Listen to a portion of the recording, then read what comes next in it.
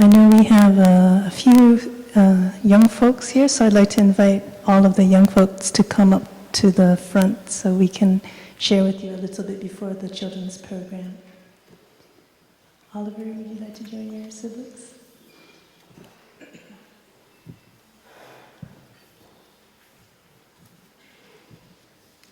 So, okay.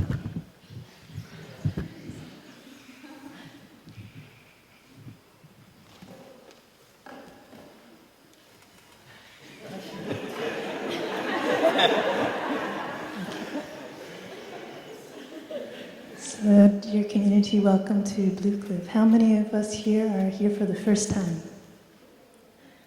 Really? Okay. And how many of you here just came for the day? Wonderful. Okay.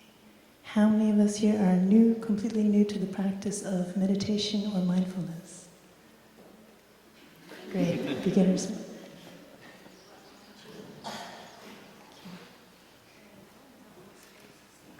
Hannah, Ben, do you want to join us? You can come up here so you can help your brother out. Thank you. We have some serious... Here, Hannah, you can sit here. Here's a space. You may not know, but we just recently met our young friends here, and they're hardcore practitioners. They're much more diligent in the practice than many of the monastics, including myself.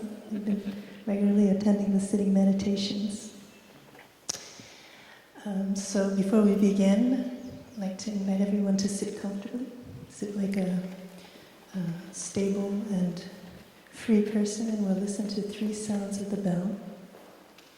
Maybe I can ask for one more chair so I don't have to turn my back to the children.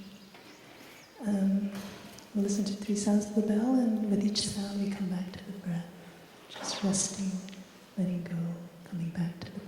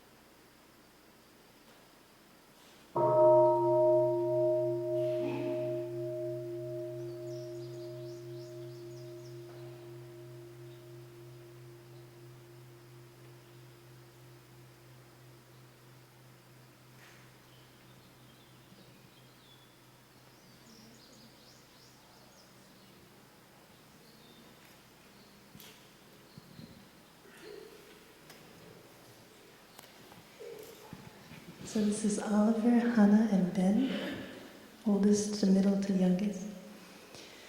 And I want to ask them a few questions.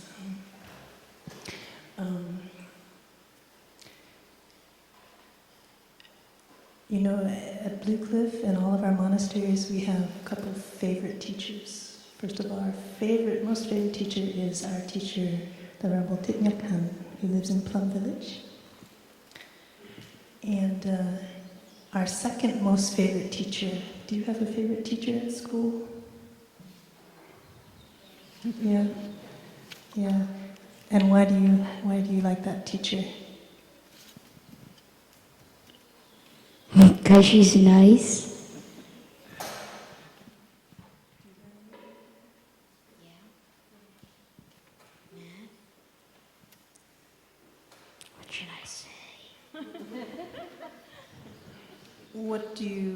from your favorite teacher?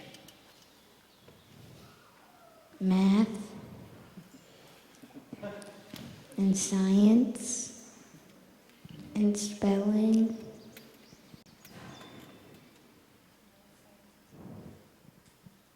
So as monks and nuns, we don't go to school anymore formally, but we continue to learn all our life. And our second most favorite teacher that we really enjoy and learn so much from is Mother Nature, right? And we learn a lot of lessons from Mother Nature. Just in the course of maybe a couple days that you've been here, maybe you've seen something outside that really struck you as interesting. Just this morning I saw Oliver climbing a tree. And it's really lovely to see the children enjoying something as simple and pleasant and nourishing as nature. But nature has a lot of things to teach us. And so I'd like to ask you if you can think of anything that you've seen, either in this season or winter or spring or fall, anything outside that you've seen changing in nature. A dead tree. A dead tree, a tree from alive to dead, okay. What about you, Hannah? Anything out there changing? Ben?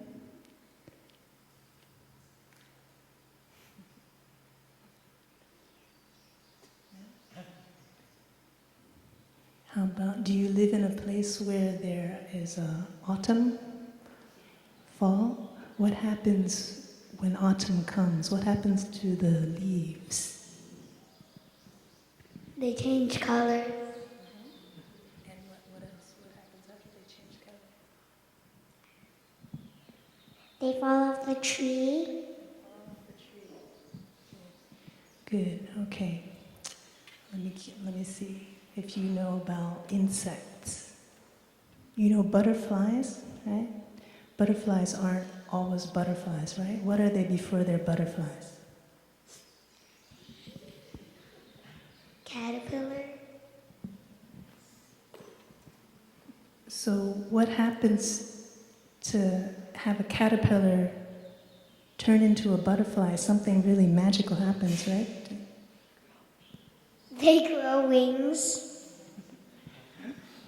And what happens to their old, their old form? They transform. They transform, right? They change. Okay, let's see.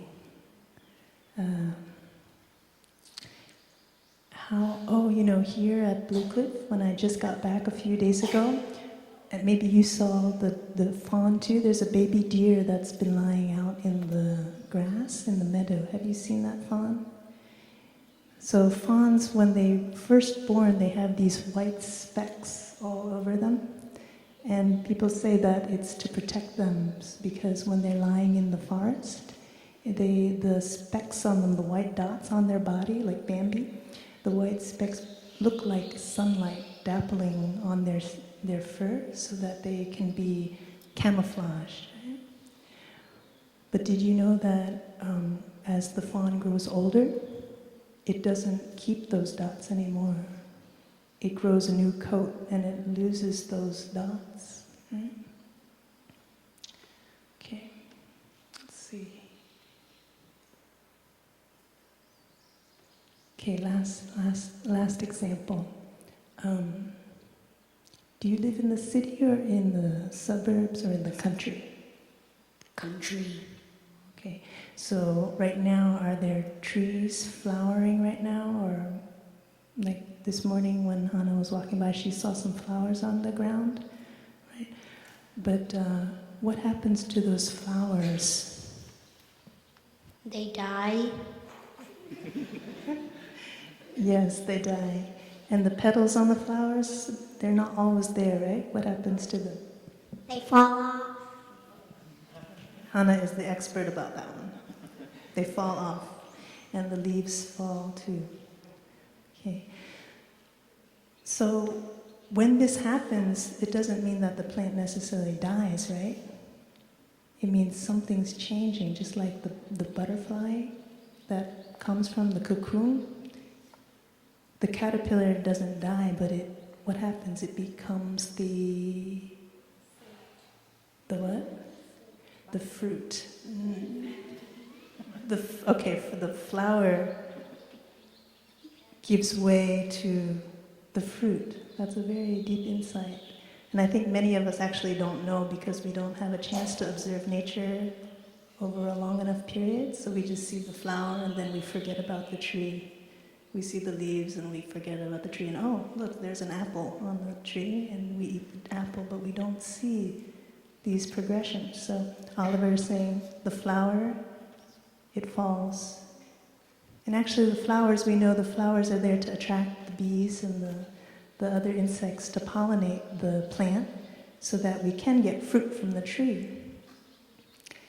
So then it has to let go of those petals in order for the tree to have leaves. And the leaves feed the tree so that we can have the food, the fruit, the apples, the pears.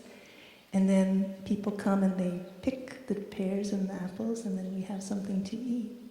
So there's like a change. There's always a cycle going on of nature letting go of things in order for change and growth to happen.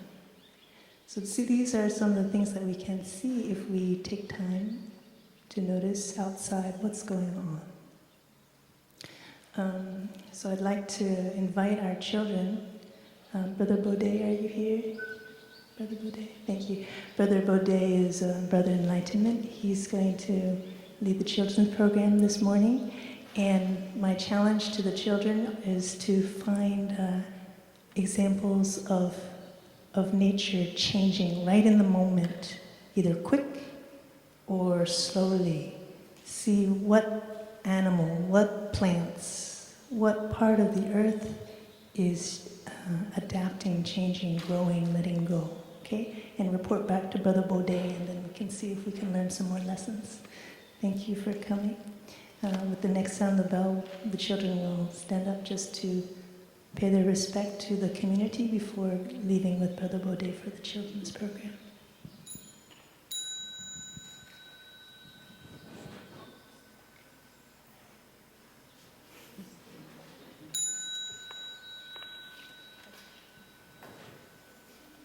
Thank you, children.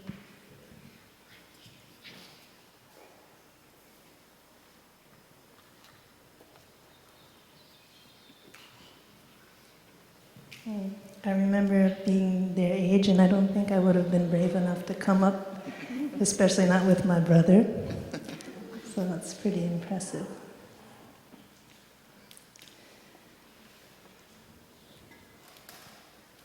So we'll listen to one sound of the bell and come back to our breath.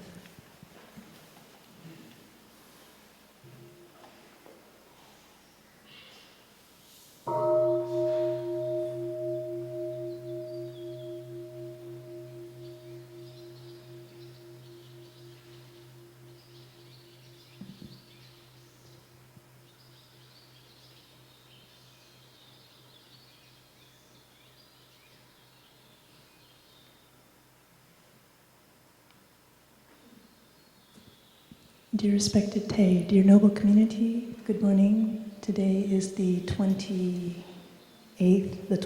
of May, 2016. We're here at Blue Cliff Monastery at the very tail end of our spring season.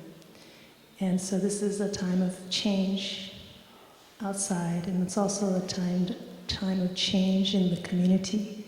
For many of you who have come regularly, you may have noticed our monastic numbers have swelled considerably. We have had a number of brothers and sisters on tour from Canada, and they've just come back. And some other sisters who have been visiting home have come back. So we're a pretty full house now. So in a way, I feel like our monastery is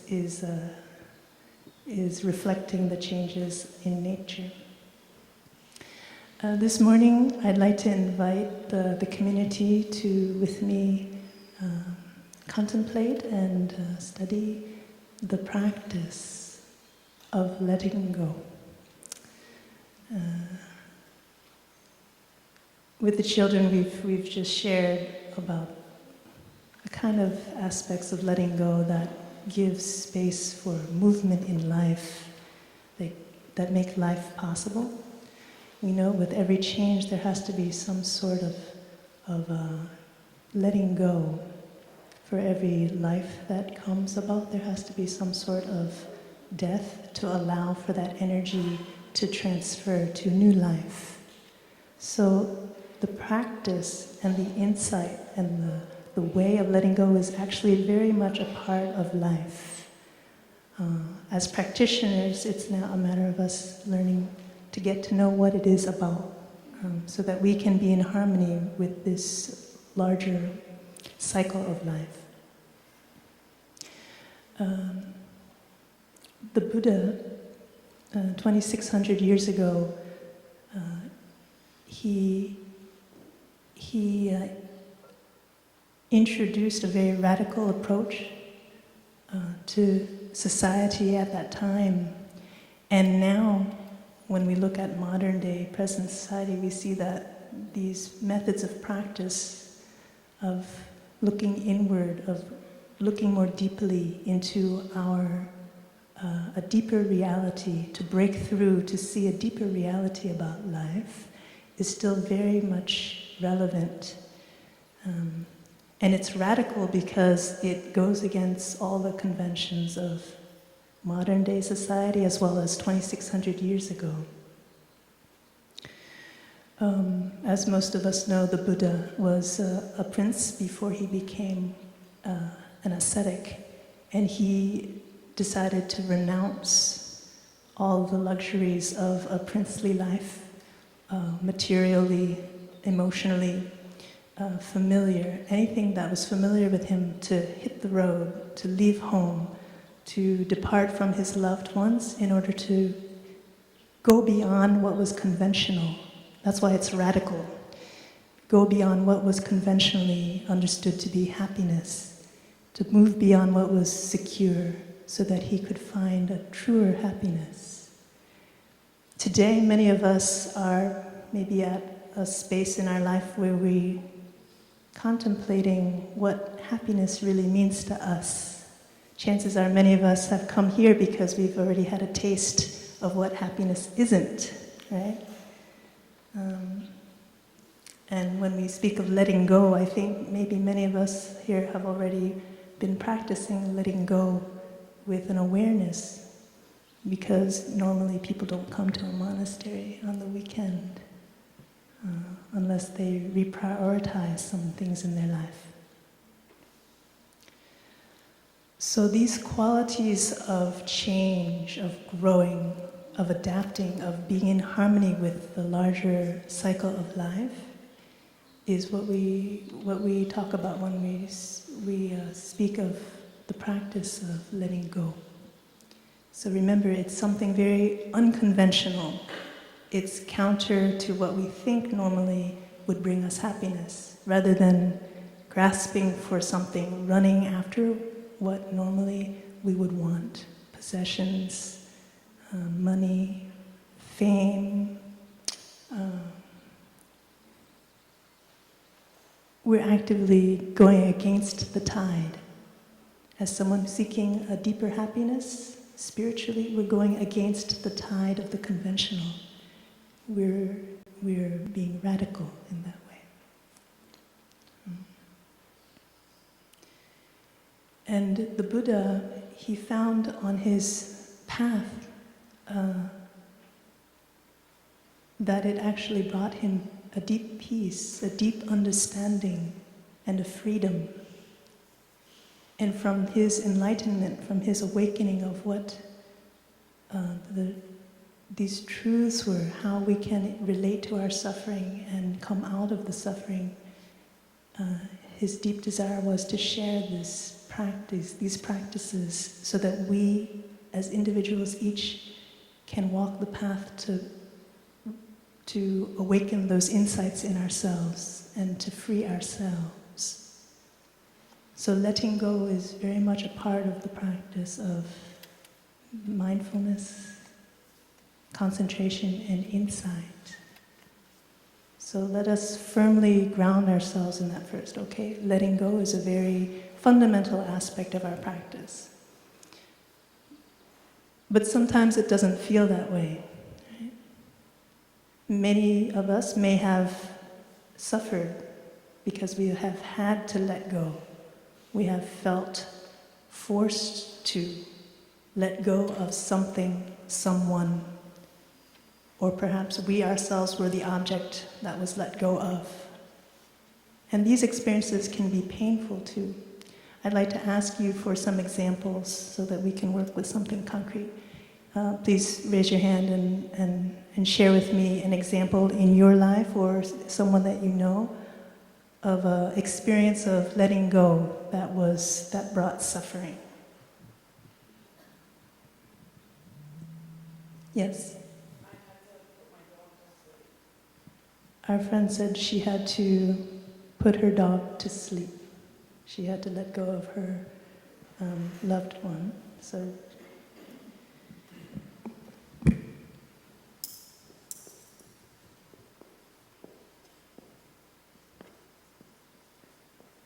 death of a loved one. Thank you. What other kind of... Yes, Amos? I have a friend who has debilitating pain and has had to let go of visions of family, kids, profession. A friend who has debilitating pain, and because of that had to let go of his dream of family, of his future, right? Okay. Or his vision of his future, vision of our future, our ideal future. Okay.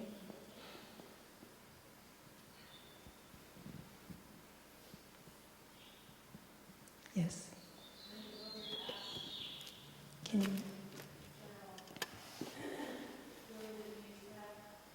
Letting go of a pack. Can you be a little more specific? How? Because it can be joyful too to let go of your past. So our friend said, letting go of one's past.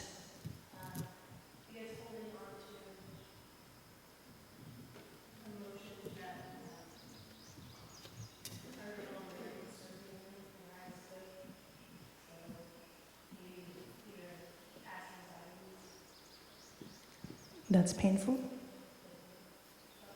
That brings painfulness when you let go of that? Okay. Letting go of the past.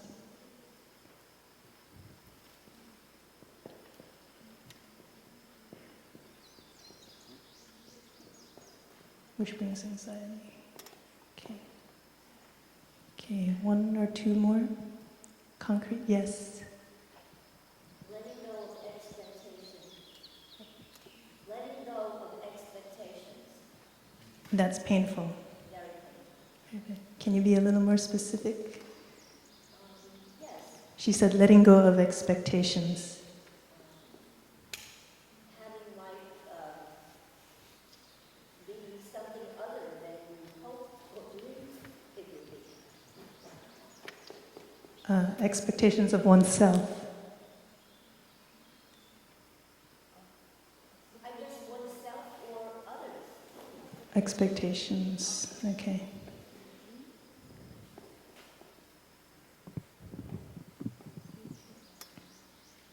Okay. Okay, one last one. When we've been forced to let go. Yes.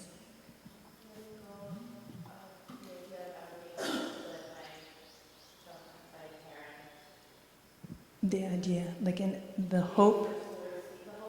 Uh-huh.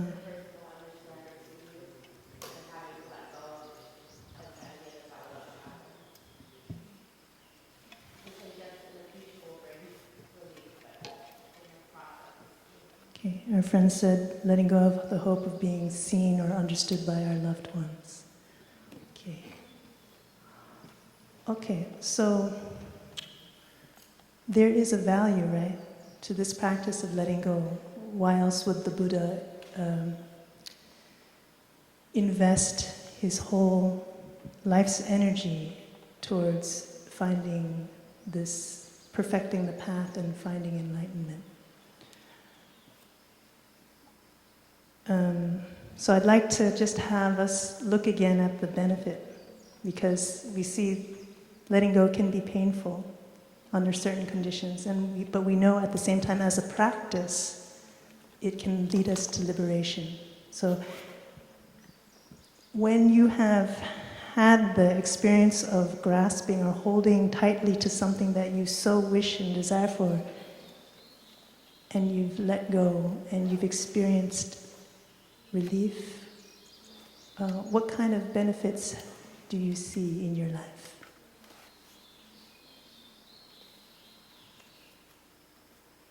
Yes.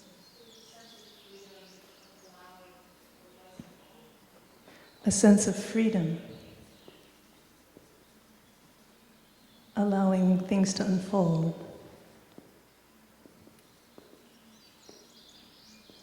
Okay. Like not fighting, right? Good. What else? What other benefits are there to letting go? You can be more loving when you give other people space away from your own expectations of them. More loving, less expectant, right? Yes. Creativity. Creativity, thank you. Beautiful, yes. This is actually a very good topic for further contemplation for those who are interested in cultivating creativity in their life, and maybe we can bring this topic up again in our creative arts retreat some time down the line. Yes? Be more coherent with yourself. More coherent? I'm going to write clear because it's shorter. More clear-minded. And can you explain that? Why would letting go give you more clarity? Negative aspects of yourself, and then you can actually truly be yourself according to your values. Letting go of negative aspect of focusing on our negative aspects allows us to more fully be That brings us whole. to make actions that are not coherent with what we think is good and true about yourself. Okay, so clarity, thank you. Yes, another benefit?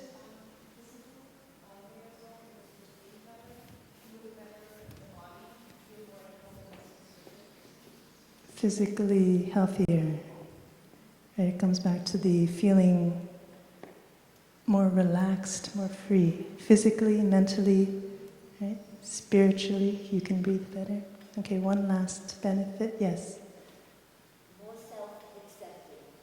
Self-acceptance, more self-acceptance. Okay. And love. So here we have mirrored self-love, and we also have love for others, right? So in general, letting go gives us the grounds to be able to love more truly, more deeply ourselves and others. Okay, any last burning benefits that I didn't catch? Okay, yes. Yes. When you let go, you create space for something else to come through. Something else, as in, because that's, I think we were talking about creativity is like that. Something that doesn't need to be let go of, something that wants to be, something that is available in the present. Being more available for the present moment. More available to enjoy the present moment. To enjoy what's there. Okay, sometimes we use present moment a lot and it loses its flavor, so maybe another way we think about it is that the present moment is what's here, what's there right now. And if we're grasping after ideas, our anxieties, or what we hope and fear, will happen in the future. We're not even aware of the children running around us, the flowers on the path, etc. Okay, so here, what we're going to do in this study together is to paint that contrast, because what we really want to do is to find a way to navigate. Like it or not, we always have to practice letting go, because life is unexpected, life is organic, and comes at us without us knowing the bigger picture most of the time. But our practice of mindfulness, of concentration, of touching insights is to help us to learn how to take these lemons and turn them into lemonade. Right? And I don't say that in a light way, because I know it's a very difficult practice sometimes. When we meet with a tragedy, when we meet with a sudden trauma that comes out of the blue, it's quite a blow to our emotions, to our psyche, and we need sometimes all the support we can get internally, our spiritual practice, and externally from supportive and loving conditions outside, just to get by, just to survive.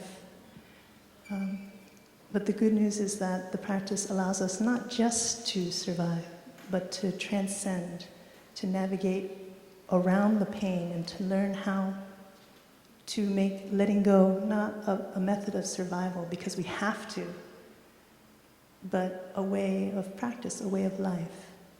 In our tradition, our teacher often says that one way of touching joy is by letting go. Okay?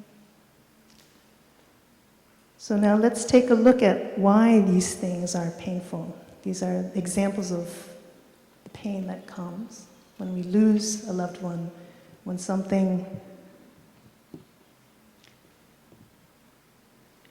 we see loss, right? That's one of the first things that I noticed from this list is there's a commonality of loss.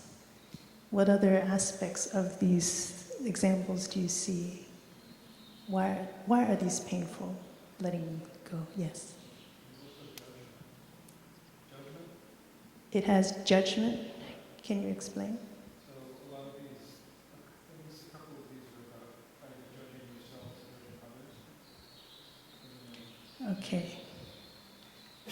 That's very astute. Involves some sort of judgment. Okay. Why is letting go painful sometimes? Yes, maybe someone else, our friend here.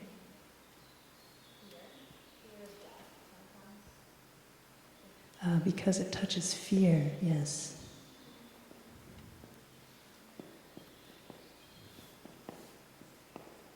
That's a good one, yes. Why is letting go painful? Yes. And just because things involve change isn't necessarily painful. Why is change painful sometimes? That's a good one. Change, but why is change painful sometimes? Yes? It launches us into the unknown. So fear, right? So change gives rise to fear and anxiety. Okay, a couple more. Yes, ma'am. Why is, yes? Confusion, being very disoriented, not knowing. Letting go, unfamiliar, confusion of unknown, right? Confusion about the unknown. Okay, we're starting to see a little bit more the outlines of painful letting go. Someone who hasn't shared yet? Yes, ma'am. It might be the same uncertainty, the uncertainty, but it kind of is the theme of the Yes, uncertainty. I think that the general area. Yes, sir. Sometimes we're afraid of letting go because we fear we're going to lose our connection to someone or something. Afraid of losing our connection. Fear of future, fear of unknown, fear of aloneness. Is it Fear of being alone? Yeah. Of disconnecting? Yeah. Okay. That's a very good one. Very, very good. It's actually a very good one because it really does acknowledge the core of who we are as human beings. As human beings, we are social beings. We're even the monk who goes off and meditates alone for 27 years. He's not doing it just for himself, but he's doing it for the well-being of all beings, right? So this fear of isolation and disconnect is a very deep, primal fear. Okay, one last one. Yes, ma'am.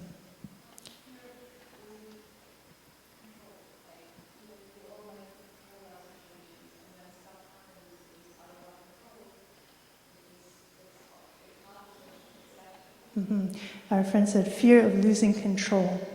So sometimes when we ride on the roller coaster, we willingly lose control and it's fun. So what is it about losing control that's scary?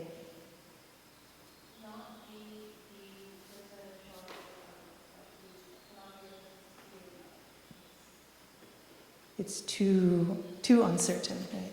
Touching too deep of an uncertainty. Okay.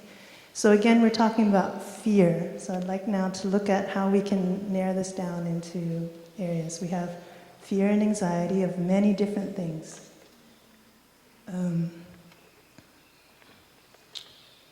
A loss, and even not just a fear of, but actually becoming disconnected when we let go of something, like a favorite toy, or we end a relationship. It's not a fear anymore, but we literally have disconnected in a way, at least on the surface. So there's the actual happening of disconnect, the actual loss of something physical that we have to adapt to. Okay?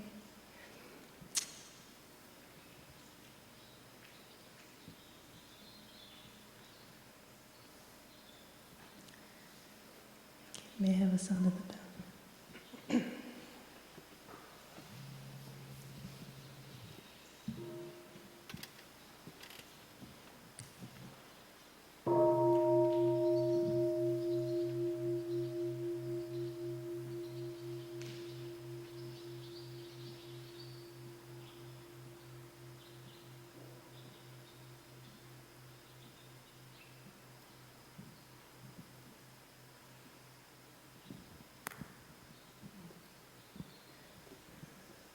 So in Buddhism, that quality of equanimity, of letting go, is quite a lively one.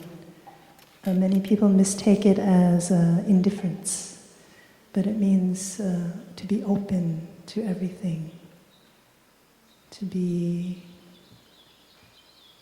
available to life.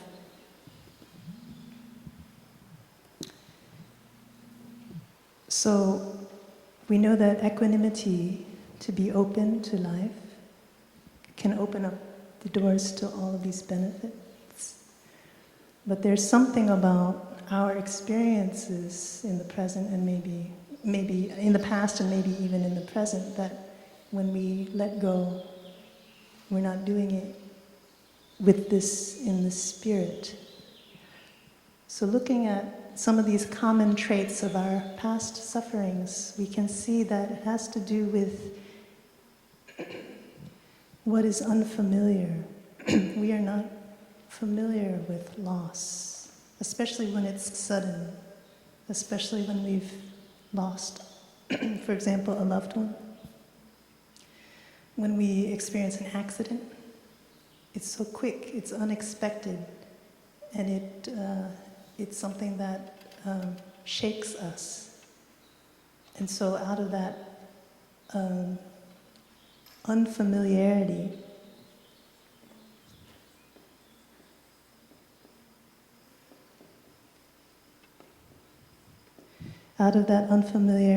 fear and anxiety arises. We question our capacity to survive, to cope, to know what to do next. We question, even if it's a very big shock, we even question our identity, because perhaps all our life we've been able to deal with things in a certain way, do things in a certain way, and suddenly It's as if someone pulled the carpet from underneath us and we don't feel we have a grounding. We let go of what we were familiar with, right? Okay, and the other thing that we touch with painful letting go is that we're really looking at our habits of aversion and attraction.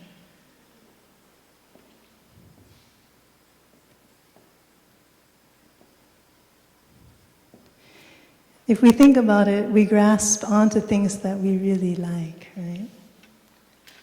Like for me, I don't like durian at all, so you would never see me grasping a durian fruit. But you would see me grasping at trying to push that durian away because I don't like the smell of durian. Maybe we have a loved one that we feel insecure about whenever they're away. We feel fearful. That's a kind of grasping too. And it has to do with what we have a desire for and what we feel an aversion for. Our friend mentioned being that pain of being disconnected, a deep down fear of feeling alone, could be at the heart of our habit of grasping for that person, grasping after that person. So these two areas is kind of the focus of our practice, to transform letting go painfully to letting go as a practice of liberation. We only need to think of those times in our life when we've had to let go, and it's always we've had to.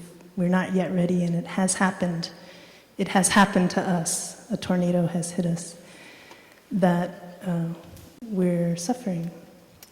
We only need to look at that, to use that as an example in our life, to see what exactly about it was painful. Was it because it put me on unfamiliar territory? Or was it because there was something that I really wanted so much and I couldn't have, and it was suddenly taken away from me? Or something that I really hated so much and suddenly it was shoved in my face?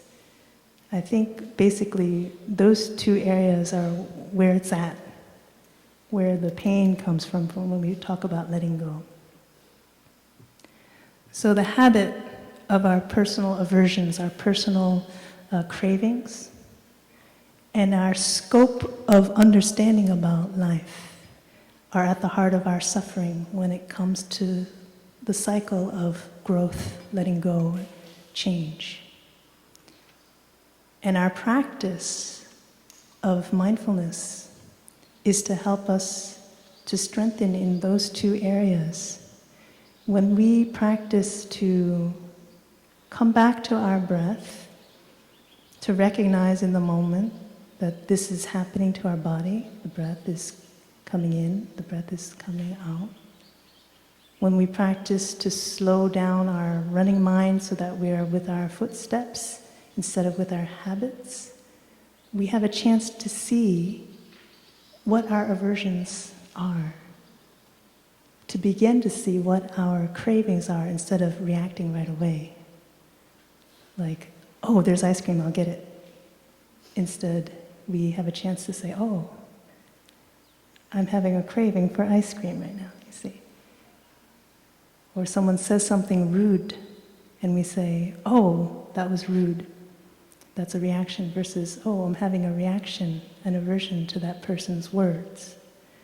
When we practice to slow down and be with the moment, and we learn to train our mind to come back to the present moment, moment to moment, we start to have a chance to see what our aversions and our cravings really are without running after them. And then we have a chance to work with them. Also, when we have a chance to observe ourselves, observe the environment,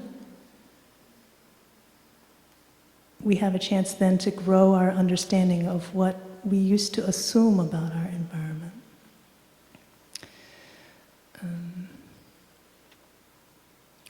So I'd like to give some examples of how we in the community here, as a Fourfold Sangha, practice to let go in a positive way, to train our mind in this way so that we are less and less caught unawares when things happen to us unexpectedly.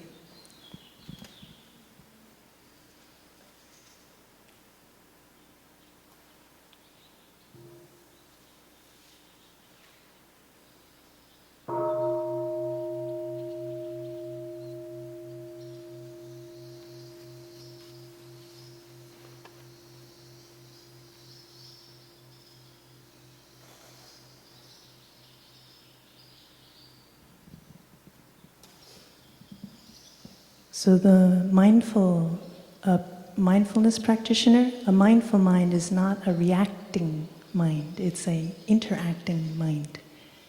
It means when we come across a situation, we have the space to observe, to look deeply into it, to understand it, and then to interact with it rather than be pushed or pulled by the situation. So that's saying that stuff happens. Yes, stuff happens, but we don't have to happen along with it. So as we train our mind to let go with awareness, it becomes less of a reaction and more of a choice for us. Are you following where I'm going with that? Okay. So in the community, fourfold community being the monks, the nuns, and the long-term lay practitioners here, and the folks who come here regularly to practice with us, one way we can very concretely practice letting go is with our material things, the stuff that we usually accumulate in our life, in our house, through our job, just the physical stuff, okay? You can ask yourself what kind of relationship you have with your stuff. If someone takes your favorite pen, your favorite music collection, your favorite sweater, what kind of relationship do you have with that situation? Does it get you riled up? Can you easily say, it's okay, someone else is using it, that's nice too? Because as we go through these examples, it's those things that rile us up, that let us know, we have some work to do with either working with our aversions or attachments, or working with understanding more the situation. Okay, so ask yourself, how do I react? And it becomes less and less about the thing that we're attached to, or that we dislike, and it becomes more and more about our relationship, how we relate to that very thing.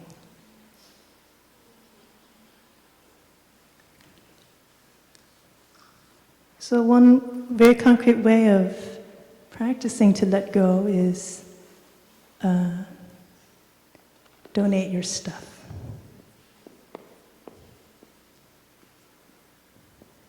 Give it away. Train to have a different kind of reaction when you lose something, or even if someone takes something, steals something from you. When we practice to let go of our physical stuff, we're doing a couple of things. We're letting go of our fear of not having enough. We're training our mind to touch that aversion, that insecurity. Can I do away with this and still be okay? Our first reaction is no, right? That's our habit, and that's why it's a training. My first reaction is that, but I'm going to train anyway. Goodwill is coming around. Why not give them some things? Why not allow someone else to share the wealth? To have less so that someone else can have at least something more. So we're doing a couple things. We're working with our fear, our insecurity, and we're watering seeds of compassion in ourselves. Even more importantly, when we divest of extraneous stuff, we clear space in our mind because we have to spend less time worrying about taking care of our stuff. right? We don't have to rent an extra storage place. We don't have to build an extra woodshed to put our stuff in.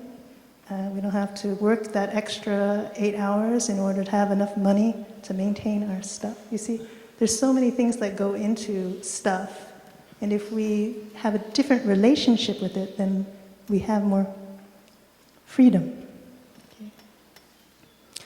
So take a stock at your physical stuff in your life, the clutter. Can you concretely make some commitment to declutter your life? Literally declutter your life. Bring some joy to someone else. There's so many other people who have need, who are much needier than us. And buy yourself some time to focus less on the stuff and more on things going on inside of you. Okay? So this is the material things.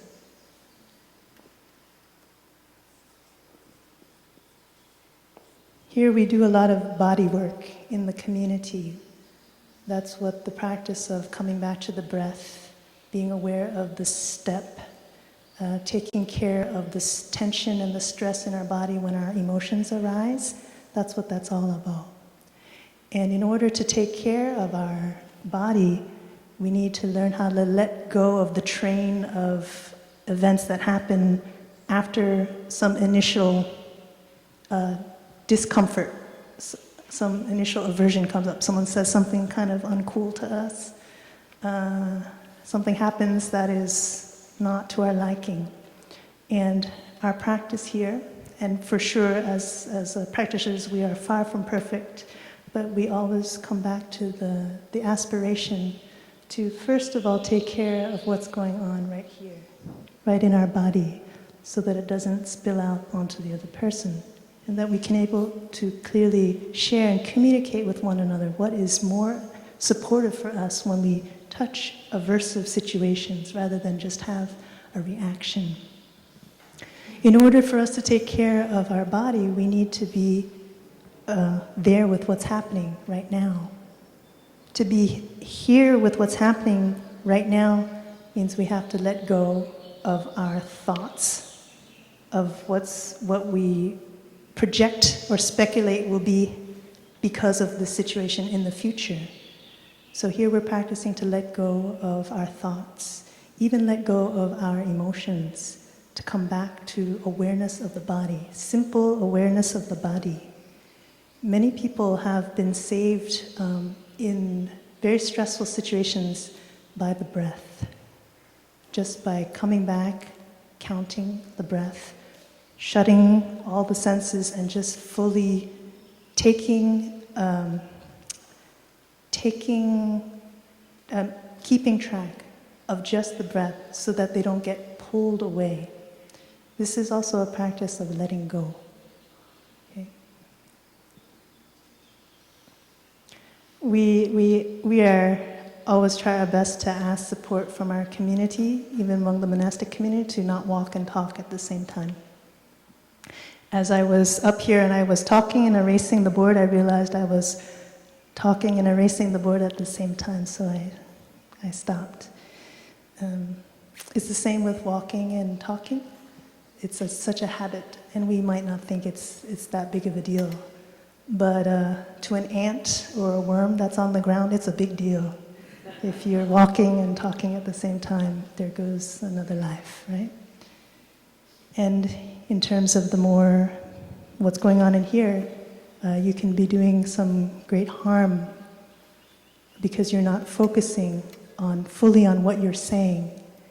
You're not deeply listening enough, so assumptions can come up. Habit energies of speech can come up and hurt either the person you're talking to or the people you're talking about. So it very much is a way for us to learn how to love ourselves, love others more when we incorporate this practice of letting go of our habit energies and come back to something very singular, very focused, just the breath, just the step. And if we want to talk, we stop and really honor the other person's speech. It's a practice, huh? Another practice, one of our brothers in the community, he has a lovely saying that whenever he meets a brother or sister, he always says, "Có gì mới không?" Anything new? And this kind of attitude, is our brother Fabcom right there. This attitude is also an element of letting go, because it's very much focused in what's going on now and what's new now, rather than, did you hear what happened last night, last week on the news with the politicians, blah, blah, blah, blah, blah, right? It's what's going on right now. And not only what's going on right now, but what's going on now that's good. What's the good news now? Okay. So to have that type of approach is to help us let go of the past and the future. What's new? I don't think I've ever heard anyone say what's new in a negative way. Don't think you could do that. It's always positive. What's up? What's new? How we respond to that is another matter, you know. I'll tell you what's new. Okay. So here we're looking at how we can practice letting go from the gross, gradually closer.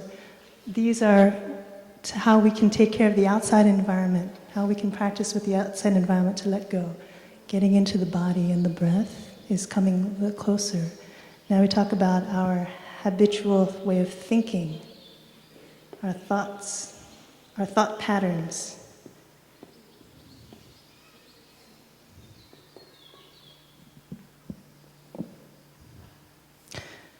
I'm going to ask everyone if they want to take a little stretch so that we can make sure you're staying with me. So you can invite you to stretch with me and stand up.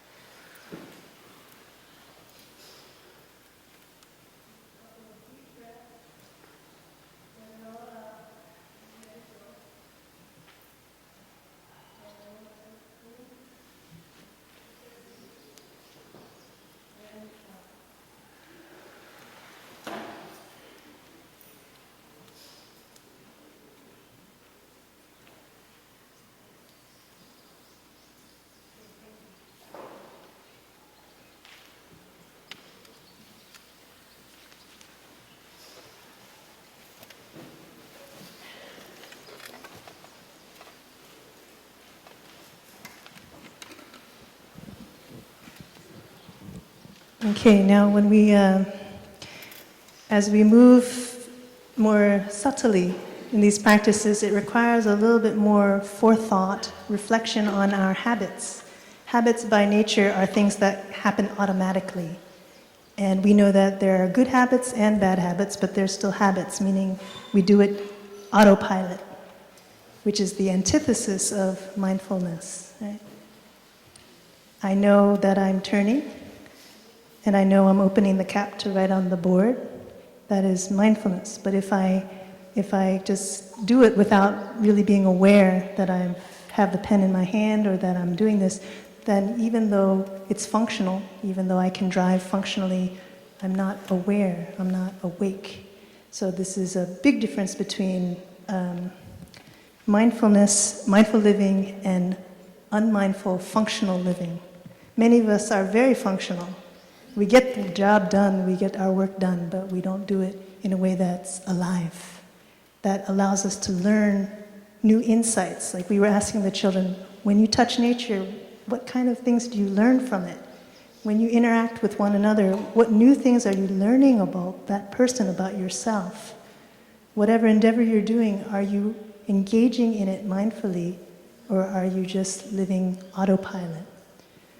So as we start to go more subtly, our habit energies are a little bit like underneath the surface, the ocean. The iceberg is here, and we only touch it when we have a reaction. The rest of the time, we're living habitually according to our aversions and our attachments. So in order to train to go opposite to this hidden mountain underneath, it requires us to really practice the mindfulness, the practices of mindfulness, to start to uncover. For most of us, it's when we have that reaction, we start to say, there's something going on there. Something's going on that I need to look more deeply at. So we have habits of thought. We even have habits in the emotional responses that we have, according to the feelings, the sensations that come to us. And most of us, again, functionally, we get by reacting. We run away from what we don't like. I don't like that person, so I run away. Or we run to the things we like. And we strengthen our peace of mind, but we don't train our mind to be able to be really free. Because if things, as they often do, change suddenly, we will have to let go painfully, right? So we're training our mind to be able to freely, conscientiously, with awareness, let go of these things. So I touch an aversion, I touch a habit, and I'm aware of it, and I conscientiously train to have a different change. We call it changing the peg, changing our traditional approach, our traditional rut, to try something new. Give some aeration to an old situation, open it up, and try a different path. This may manifest for those of us who are looking for inroads into our habit energies. It may manifest in our way of speaking. Are there certain catchwords that you tend to use? If you tend to use those words, what feeling, what emotions, what kind of thinking, what kind of mental framework does that belie? For me, for example, there's a very thick vein of skepticism in my as a habit, and recently, having discovered that, I've looked into what words come up when skepticism comes up, and it comes up in my facial expression, a skeptical facial expression when someone expresses a view or an idea. It comes up in the words of negation. Well, even a well is a skeptical well, or it might not. And it's very actually quite interesting to see how deeply our thoughts, our habit energies, our thought habits leak into our way of speaking. So if we haven't been able to see these mental formations in ourselves and identify, we can begin to reflect on our language, the words that we use. We can reflect on the way people react to us to see what type of seeds are being watered in them. For example, if they have a feeling, you see that they feel aversive when you keep saying the same thing, you can ask for their support and ask what's going on. So you can start to see what kind of energy we are offering out, radiating out, that's touching that seed in the other person. Once we begin to see our habit, the practice of letting go is to turn it around. I'll give you an analogy. I'm left-handed. I'm left-handed by birth. If I wanted to train to work with the habit energy, it's not a negative thing to be left-handed, right? But if I wanted to train to have a wider arsenal, then I would conscientiously, aware that I picked up the spoon with my left hand, I would pick it up with my right hand and train. So the thing is to do it in a different way, to think in a different way, to use a different kind of wording to help you train, to see what it's like to let go of that old habit. See? That's where the letting go comes of. You consciously choose to let go of your habit and pick up something new and see how that feels. And when we do that, the wonderful thing about that is that it really helps us to whittle away at what we're scared about, the unfamiliar. Because when we step into something new, then we have a new environment and we see new things. Right? There's always something new that we can see if we make ourselves available to it. And if we always put ourselves in our habit energies because it's safer that way, okay, that's functional for a time, but then again, when you hit that painful situation and you have to adapt, you will suffer, right? So better to choose now than have life choose for you. Now we consciously train, okay, I tend to be skeptical in these situations that ask of me for my faith. What would be a different approach? What would be a different approach in my way of speaking, in my attitude? And then we step into that and see what new things we can take from the new environment. So even more subtle than our thought patterns are our views. Okay, in the community, I see, for me, the views that I'm most stuck on are not anyone else's views. I don't defend anyone else's views as much as I defend my own.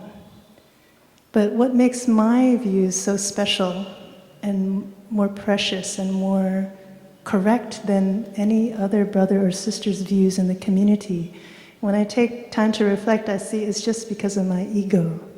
Right? We all have so much experience from our life. We're all very wealthy streams of experience from past ancestors all the way up until now. And everyone's experience and perspective is valid with the situation given them.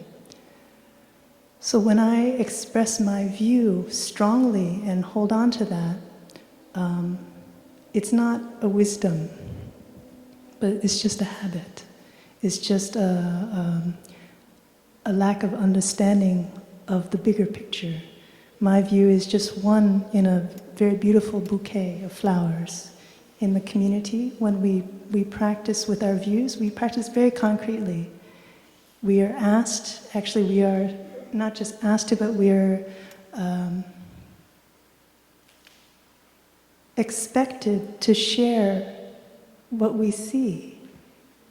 And paired with that, we're expected to let go of our views after we share them, to entrust it into the larger wisdom of the Sangha, of the community.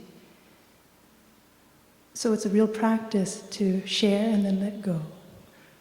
Once we share, we can see how strongly that view means to us. Sometimes when we share, it's something very of a core value and we share it out with emotion. And that's okay, actually it's very informative, very good practice to share our views even if it makes us feel vulnerable. But at the same time, then we're asked to entrust it to the Sangha and to gather and come up with the best collective insight. So this is how we, in a large community practice, in a family setting, in a work setting, in a setting with your friends, what kind of relationship do you have with your close ones? Do you feel it's easy for you to listen to other people's views, to incorporate their ideas and to change your point of view? Or is your conversation usually, their conversation usually followed with your word, but? Are you a person that insists on having your way? These are kind of clues that share with us what kind of relationship we have with our own views, our habit And once we start to see that, then we work with it. So how we train is, like I said, we train to see our view not as anything special, but just another view. Like, oh, this is my view here, this flower. And my sister just mentioned this, and that's her view over here. And it's part of a larger picture. So no need. It's a training, because, we're attached to our views. But really, when you look deeply, there's no need to have our way. Because the deeper part is for us to understand we're one of a larger picture, to understand the larger picture. Right? So that's one way we practice. And that's one way we can practice in a smaller sangha of our family, where we may be strong-spoken. Can we take a little bit of space to offer other people time to share? To put our skepticism aside and be willing to share, okay, let's try it. To say, I don't know, rather than I don't think it'll happen. I don't think it'll work. I don't know, let's try it.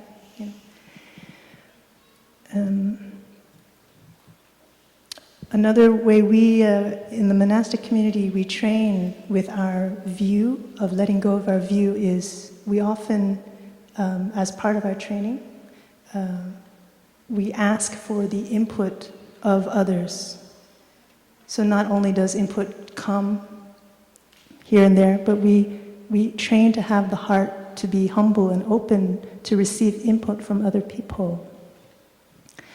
And it's from that space of openness and gratitude that we are able to let go of our view and be able to learn more deeply about something that we may not have known about.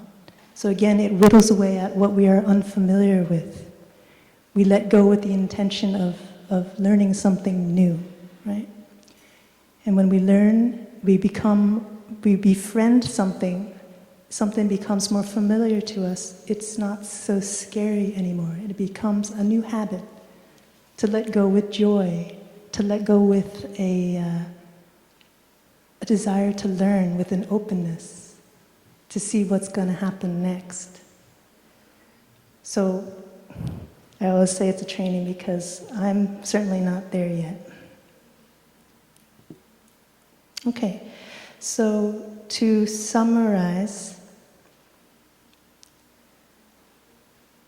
because letting go is an ideal, and we're not always there yet, we take letting go as a practice. And to practice with it, often we can use what goes against the grain of what we like, what kind of makes us uncomfortable. We use that as a key to unlock the door, to look at what we can focus on, to really start to give more freedom in our life. I trust that as we take this up as a practice, more and more we will touch, it's called investigation, like an investigative mind. It's one of the factors of awakening.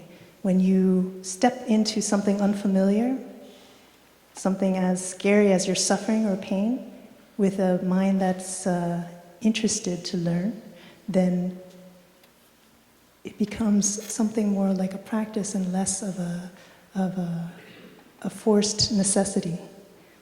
And when we whittle away at what our aversions and attractions are, whittle away at what we stay away from because we're unfamiliar with, we gain more freedom. We gain more space.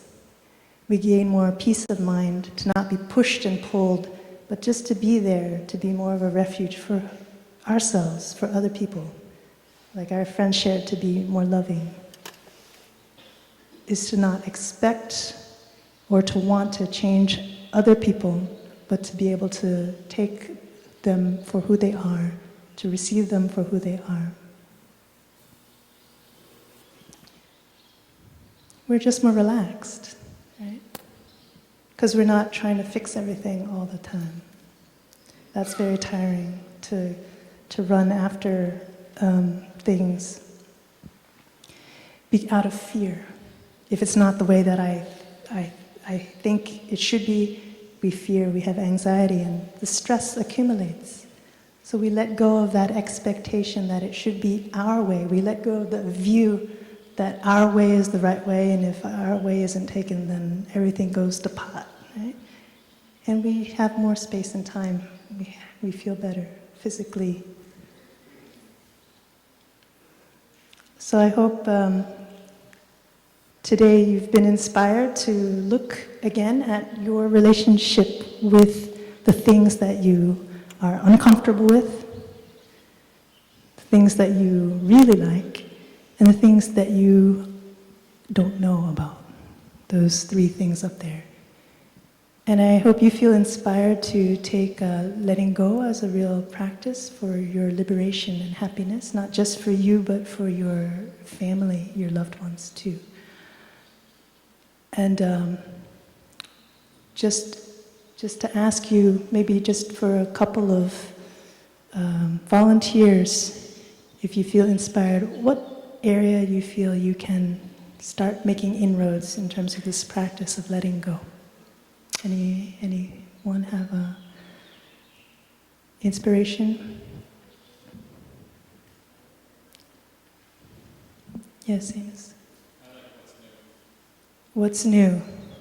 You're gonna take what's new? Okay. You have to learn Vietnamese to say có có gì mới không?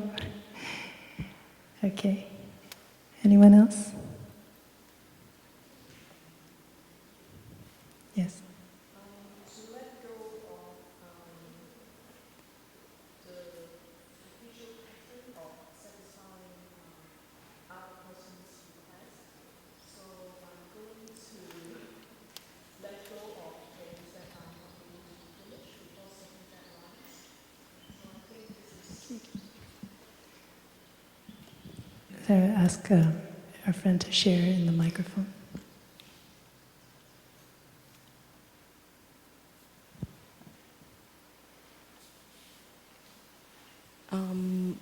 I think one inspiration is to let go of satisfying other person's request, because there are so many, and particularly in terms of work, and to let go of not being able to complete all the things on time.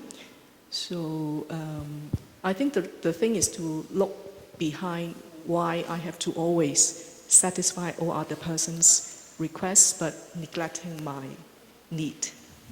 Thank you, sister. Thank you.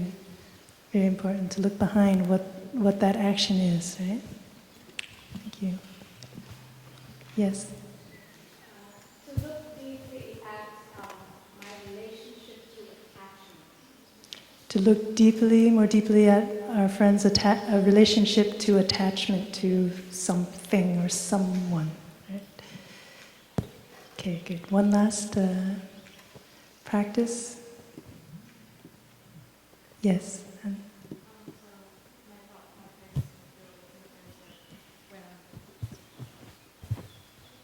So my views and feelings when interacting with other people. So sometimes I feel a lot of aversion to maybe just interacting socially, or thinking about how I am presenting myself to other people. So I guess I could try the more unfamiliar ways and just interacting with people in different ways, or be more open with other people about my feelings. Thank you. So thank you for your time and for your willingness to listen. Hopefully it's not been too hot for you, and we'll have a chance to have a break before lunch. Dharma sharing at what time? Oh, okay. So sorry. So we'll end here. Thank you very much.